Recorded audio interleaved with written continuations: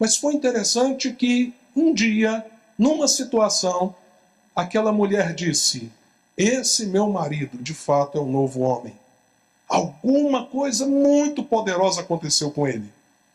Isso aconteceu no dia em que ele, vindo da igreja, até então seus familiares não haviam aberto o coração para Jesus, o que aconteceu posteriormente, e ele havia colocado um paletó que era a coisa mais valiosa que ele tinha e que ele mais amava, e no caminho ele viu 2 passarinhos pequenininhos que estavam caídos do ninho e desamparados. E aquele homem, cuja vida sempre foi brutalidade, prazer na morte e na destruição, aquele homem pega aquilo que ele tinha, pelo menos aos olhos da família, de mais valioso, e transforma em ninho para os 2 passarinhos, e ele chega em casa com os 2 filhotinhos, naquele cestinho que ele fez com paletó, e a mulher olhou para ele e falou assim: o que está acontecendo com você?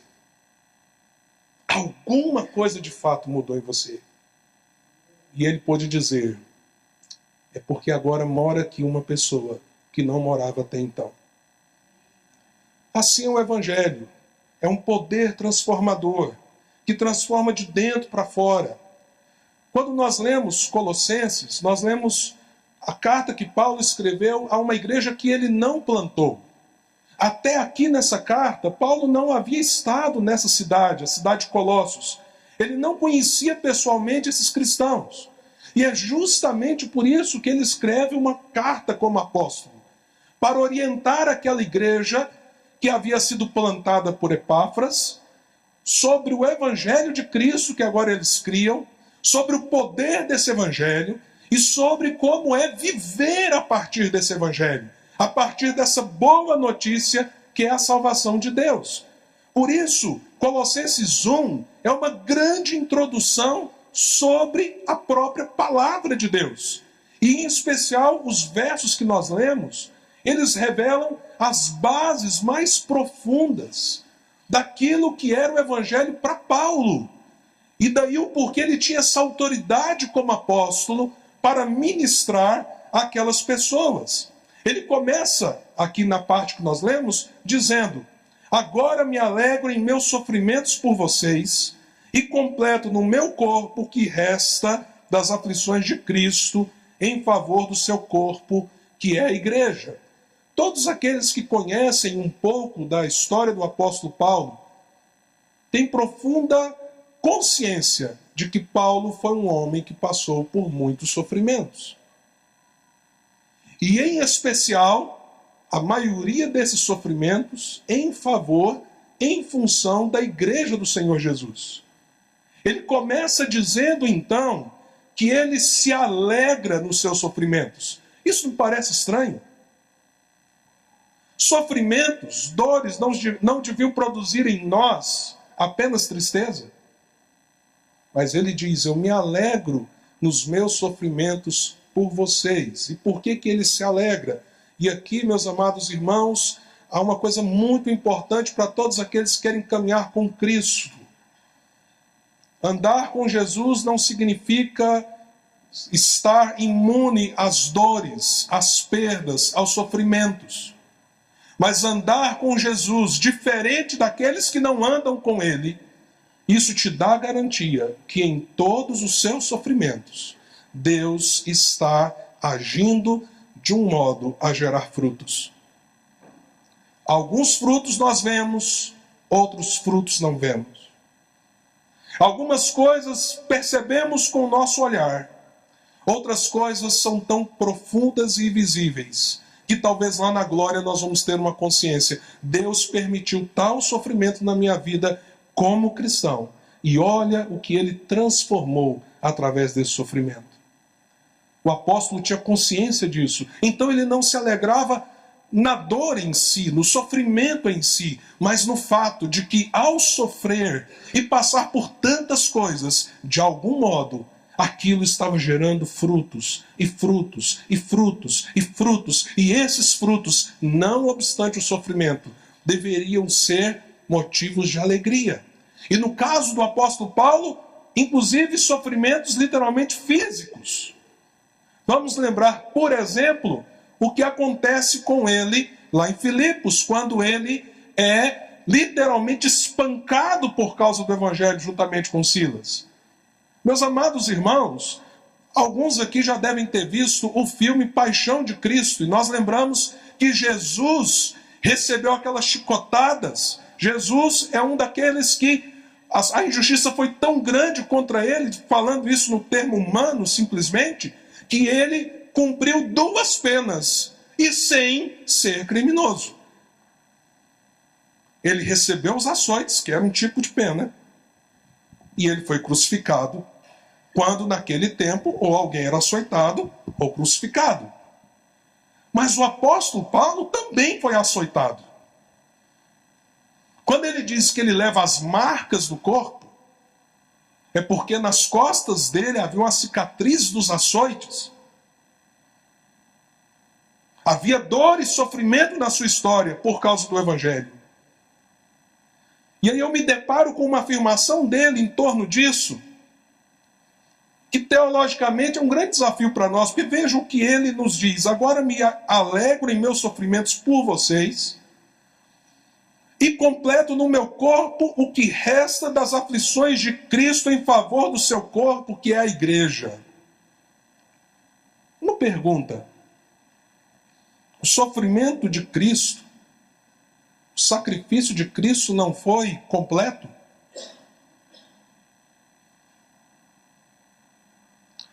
O sacrifício, o sofrimento de Cristo não foi suficiente? Sim e não. Se nós estamos falando de redenção, de salvação, sim, plenamente completo.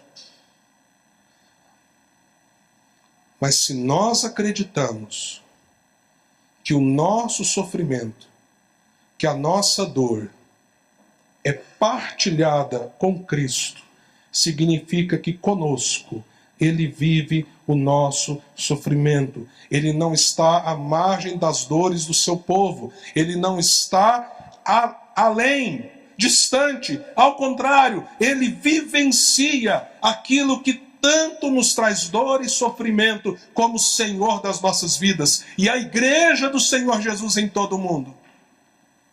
Igreja que tem alegria no Senhor. Igreja que vive para o Senhor nessa terra. É igreja sofredora também. E como igreja sofredora, nós estamos sendo corpo de Cristo. Ele está conosco em toda a nossa dor e o nosso sofrimento. Por isso o apóstolo Paulo podia consolar aquela igreja que ele nem conhecia. E podia dizer: eu falo com a autoridade de quem sofre pelo Evangelho, sofre por vocês, porque eu me tornei ministro de acordo com uma responsabilidade que Deus deu a mim. E aqui nós temos algumas declarações que nos revelam muito sobre o Evangelho de Jesus. Declarações sobre o ministério de Paulo, mas como o ministério dele estava centrado no Evangelho, na própria palavra do Evangelho. Por exemplo, o verso 25, ele justamente diz que se torna ministro e tem a responsabilidade de apresentar-lhes a quem? Aqueles irmãos e a todos aqueles que Deus quisesse usar a vida dele, apresentar-lhes plenamente a palavra de Deus. O Evangelho, então, para o apóstolo, era uma palavra plena, completa, integral.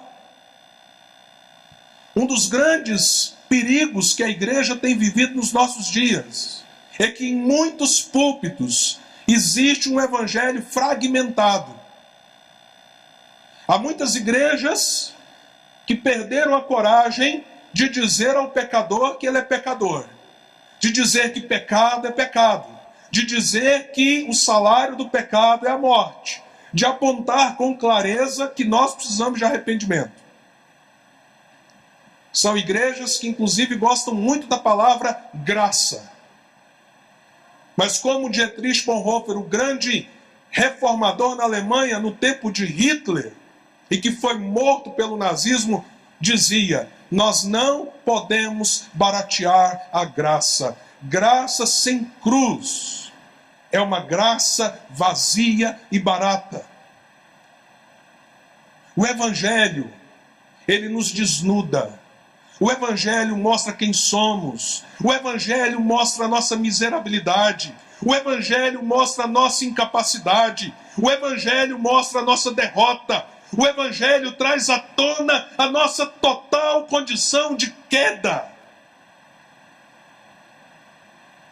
E se nós queremos dar a boa notícia do Evangelho, nós temos que ter a coragem de dizer para as pessoas: você precisa do Evangelho, porque olha a condição que você está. Mas há outros grupos, com uma palavra fragmentada. Grupos que falam só do pecado. Grupos que falam e denunciam o erro, mas não apontam para onde está o perdão. Grupos que se tornam religiosos legalistas, que mexe com a consciência moral das pessoas, e as pessoas então querem agora deixar de fazer determinadas coisas porque elas têm a consciência: isso não é certo, isso é errado, isso não é certo, isso é errado. Mas elas não estão sendo expostas ao restante dessa mensagem que diz: mas agora que você tem essa consciência, você vai receber aquilo que Jesus fez por você. Há muita gente lotando igrejas que olham para a sua relação com Jesus como se fosse uma margarida. Bem me quer, mal me quer. Bem me quer, mal me quer. Hoje foi um dia que eu fui mais fiel, então Jesus me ama. Se Jesus voltasse hoje eu estava numa boa. Aí na segunda-feira de manhã acontece alguma coisa, você pisa na bola: agora não, o senhor não volta hoje não, senhor, porque hoje, se o senhor vier, eu fico. Mérito, legalismo, mensagem quebrada, mensagem não completa do Evangelho, porque o Evangelho que demonstra a nossa miséria, a nossa condição, é o Evangelho que demonstra o que Jesus fez por causa da nossa miséria e condição, e nos chama então de um modo integral para uma nova vida em Jesus, para nos rendermos, para nos lançarmos aos seus pés, para recebermos dele aquilo que já foi conquistado, não será conquistado. Ele já esteve no madeiro e o madeiro está vazio. Ele já esteve no sepulcro e lá está uma rocha vazia, porque ele já fez. Já fez. E o apóstolo está dizendo que o evangelho que ele prega é uma palavra integral, plena, que contém tudo aquilo para que eu e você possamos de fato ter uma experiência verdadeira com Cristo, que fala da justiça, mas fala da misericórdia, fala do pecado, mas fala da graça, fala da cruz, da morte, mas anuncia a ressurreição. Esse é o evangelho. Paulo também diz que o evangelho que ele prega é um evangelho que significa um mistério revelado. É o que está aí no verso 26. O mistério que esteve oculto durante épocas e gerações, mas que agora foi manifestado a seus santos. O que isso significa? O mistério que foi revelado. Então deixa eu tentar explicar uma coisa para você. No Velho Testamento, como as pessoas eram salvas? Você já parou para pensar nisso? Se Jesus ainda não havia vindo, se ele ainda não havia morrido na cruz, não havia ressuscitado, como as pessoas no Velho Testamento eram salvas? Talvez alguém possa pensar: elas tentavam viver a lei. Mas a pergunta é: quantas pessoas foram salvas pela lei? A Bíblia diz que Ninguém. Ninguém. Apenas uma pessoa cumpriu a lei plenamente, que foi Jesus. Mais ninguém. A lei, na verdade, revela a nossa condenação. Mas então, como as pessoas eram salvas? Elas eram salvas pela graça, mediante a fé, como no Novo Testamento. Por incrível que pareça. Pela graça, mediante a fé. Mas, Jean, onde que elas colocavam a sua fé? Se Jesus ainda não havia vindo, morrido e ressuscitado, elas lançavam a sua fé na promessa do Cristo, na promessa do Messias. Elas criam no Messias que ainda não havia se revelado. Elas criam naquele que seria enviado. Elas sabiam que todos aqueles sacrifícios eram apenas algo que apontava para algo que Deus ia fazer. Por que Paulo diz que o Evangelho é um mistério revelado? Porque toda aquela expectativa, esperança de séculos e séculos e séculos, de todos os heróis da fé que você conhece do Velho Testamento, todos eles, todos aqueles que creram, tudo aquilo se revelou num homem, num carpinteiro, que nasceu em Belém, viveu em Nazaré, morou em Cafarnaum. E o grande mistério é, aquele homem, inclusive, não era só um enviado de Deus, ele era o próprio Deus encarnado, que veio até nós. E o mistério que estava oculto de todas as outras gerações, agora ele foi revelado. Eu não creio numa promessa para o futuro. Eu não creio para ser salvo num Messias que vem. Eu creio que ele vem uma segunda vez, mas eu não creio que ele vem uma segunda vez para que eu seja salvo se eu já estou em Cristo. Eu creio numa promessa cumprida. Eu creio na história e na obra da redenção que foi feita em Jesus. E esse é o mistério revelado para nós, oculto das gerações. Você tem o Evangelho nas mãos, a palavra nas mãos. Você pode conhecer como ele caminhou nesse mundo. O que ele falou enquanto esteve aqui. Você pode ver o impacto da vida dele na vida dos homens, das mulheres que ele preparou. Você tem o testemunho da obra que ele fez na cruz por você. Como isso aconteceu? Quem Deus permitiu que se levantasse, como por exemplo Pôncio Pilatos, Herodes, o sumo sacerdote. E você tem o testemunho do Evangelho que diz que ele venceu a morte, ele ressuscitou e a vitória pertence àqueles que morrem com ele e com ele ressuscitam quando entregam o seu coração a Jesus. E o apóstolo diz: esse é o Evangelho que vocês receberam, e esse é o mistério que eu prego, que foi revelado a vocês.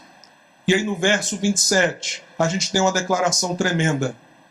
O Evangelho, que é uma palavra suficiente, que deve ser anunciada na sua integralidade, que é um mistério revelado. O Evangelho é mais do que uma ideia. O Evangelho é mais do que um convencimento.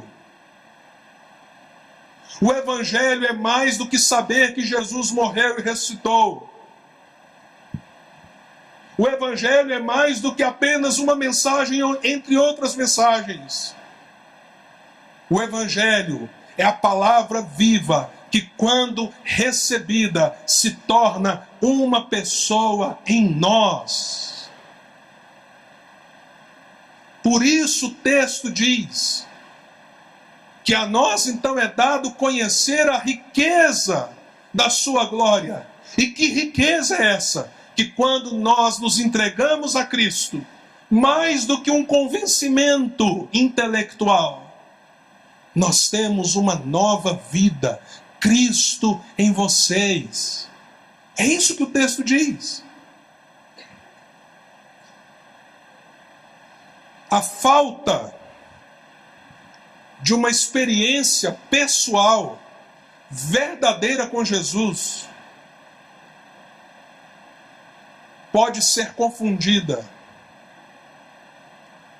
com o fato de culturalmente você aceitar Jesus. E eu queria que você entendesse isso.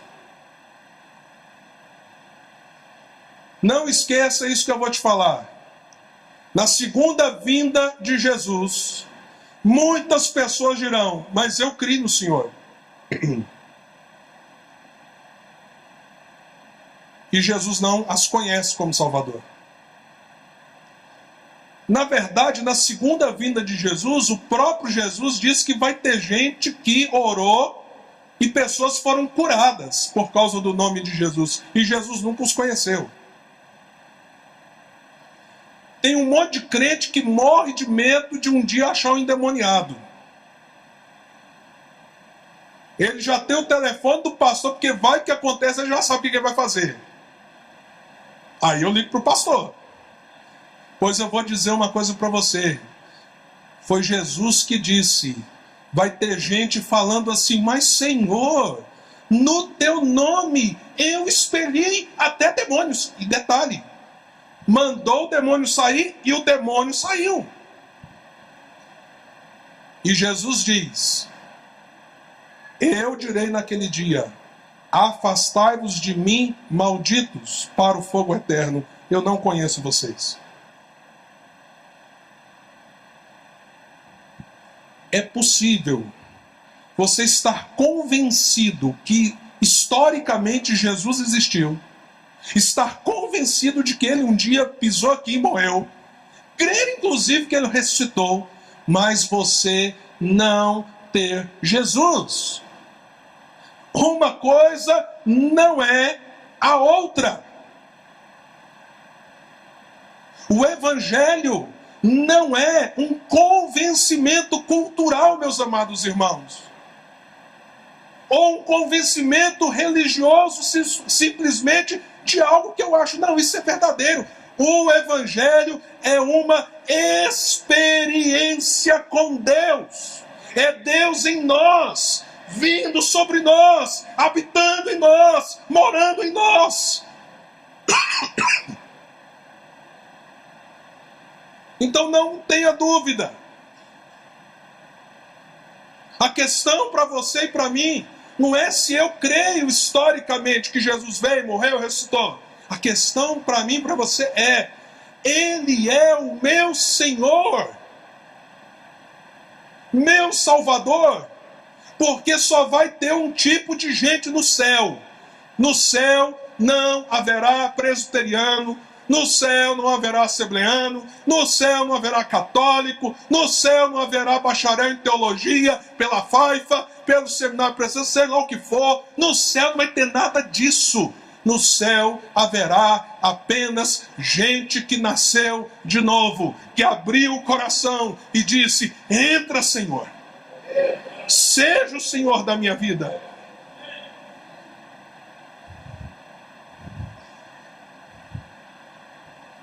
Agora, às vezes eu acho que no inferno vão ter uns presbiterianos lá. Não convertidos, evidentemente.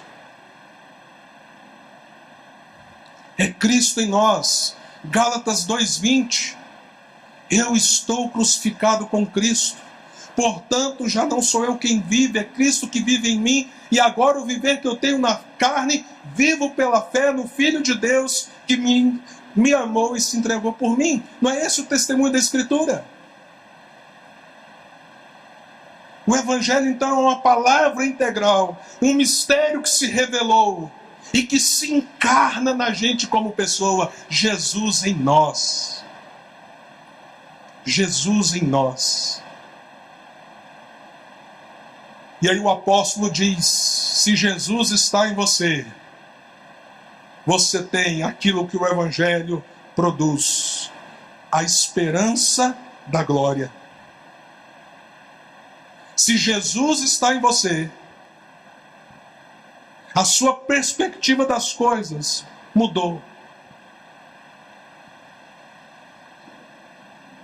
Há dentro de nós uma busca por satisfação. Há dentro de nós a necessidade de algo que nos preenche. Há dentro de nós uma busca incessante por algo que nos dê de fato sentido. C.S. Lewis é citado neste livro que eu recomendei aos irmãos. Ele é citado nesse livro e ele diz o seguinte: se você anseia tanto por alguma coisa que nada pode te satisfazer, então isso é sinal de que existe um mundo maior. Um mundo maior, uma realidade maior.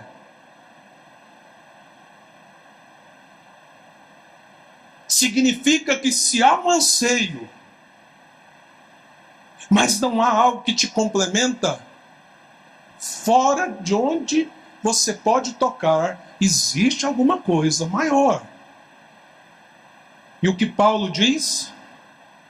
Que quando Cristo está em nós, aquela profunda lacuna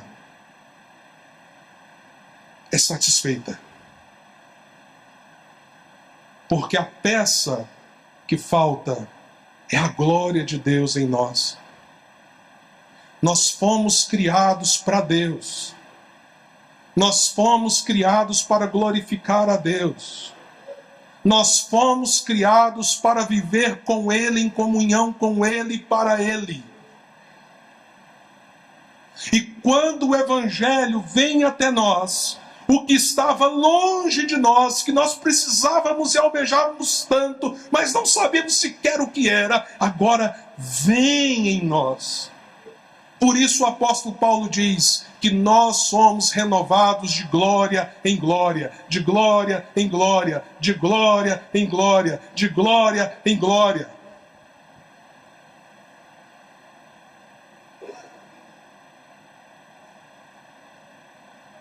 Quero que os irmãos saibam. Eu estou aqui pregando nessa noite, não é porque eu sou uma pessoa forte.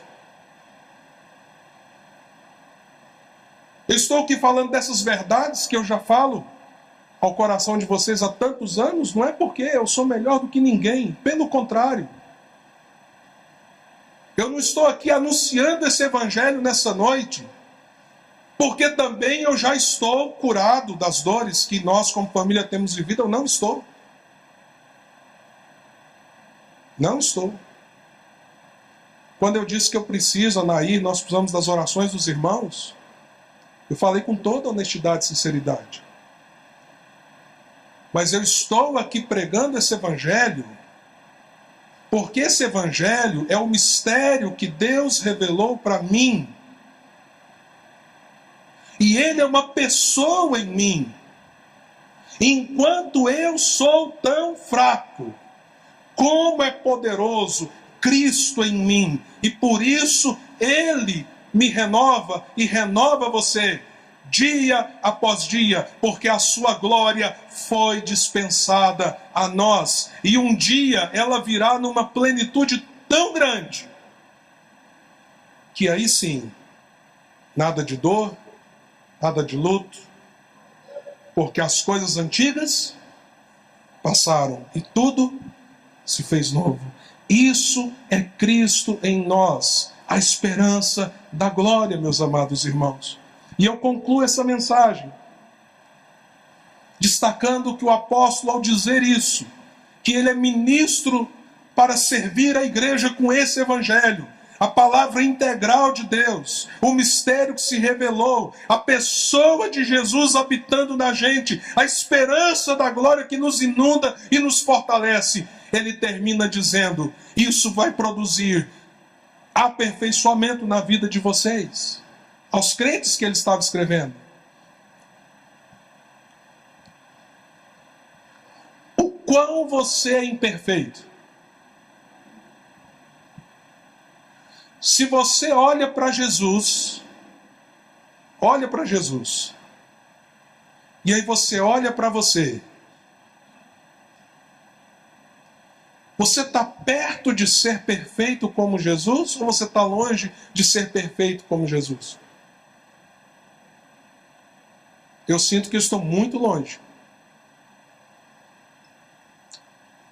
Mas a promessa que a palavra diz é que todos nós que estamos em aperfeiçoamento, porque o Evangelho entrou nos nossos corações, Cristo está em nós, então nós estamos em aperfeiçoamento. Sabe o que a palavra de Deus diz?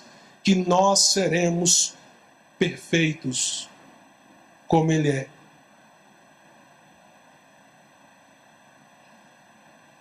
Esse dia ainda não chegou. Nós ainda estamos longe dessa realidade. Por isso nós temos que buscar crescer e crescer e crescer em Cristo. Para sermos salvos? Não, porque fomos salvos. Para entrarmos no seu reino? Não, porque o reino dele já veio até nós. Para ver se nós saímos desse mundo para um dia estar com ele? Não, nós já não somos desse mundo. E é por isso, inclusive, que devemos buscar aperfeiçoamento, santificação, vida separada para Deus. Mas a palavra está dizendo que um dia essa promessa vai se cumprir. E que a verdade desse evangelho, ela deveria nos encorajar. Veja como Paulo termina esse texto. Observe o último versículo.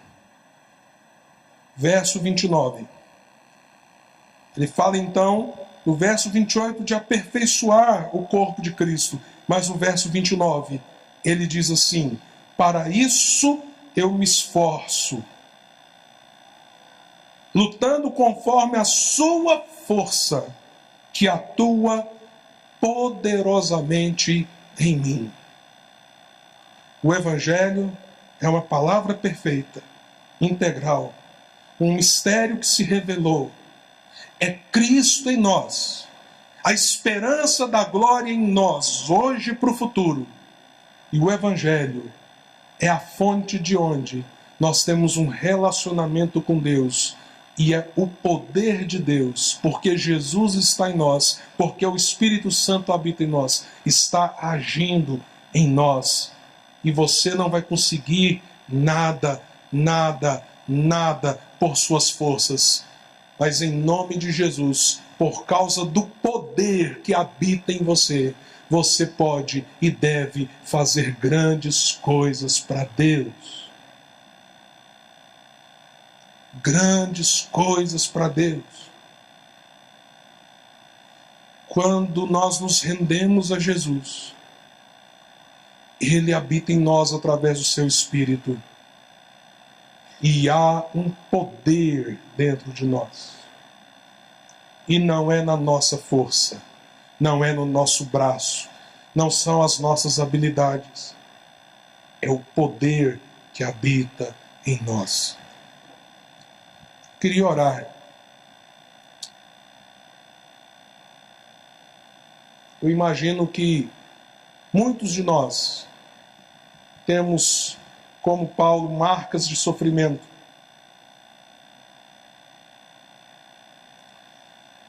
Muitos de nós talvez lutemos com alguns sentimentos de autocomiseração, de tristeza. Mas se você pertence a Cristo, meu amado, tem uma força que habita em você e renova você. Tem um Senhor que Ele não está distante, Ele está dentro de você. É Cristo em você. Agora há pessoas aqui que, ao contrário, talvez a vida está até seguindo mais ou menos. Mas se você não tiver Cristo, meu amado, minha amada, você é a pessoa mais pobre desse mundo, mais miserável desse mundo. Você pode morar numa grande casa, você pode ter um bom emprego, seja lá o que for. Mas se você não tem Cristo, não é só acreditar que Ele viveu aqui, é tê-lo, recebê-lo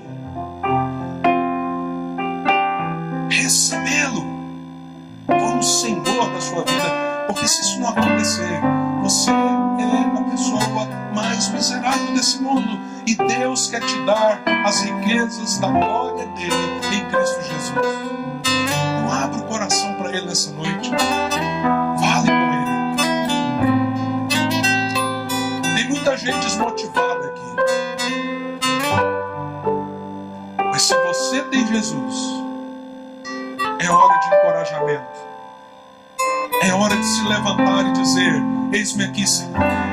Não importam as dores, não importam os sofrimentos, não importam as batalhas, não importam as perdas ou as conquistas. Eis-me aqui, Senhor. Eis-me aqui, Senhor. No poder do Senhor, eis-me aqui para te servir, para te amar, para viver para ti, cheio da esperança, da glória de Cristo Jesus. Vamos ficar aqui. Pastor DJ irá nos conduzir nessa oração.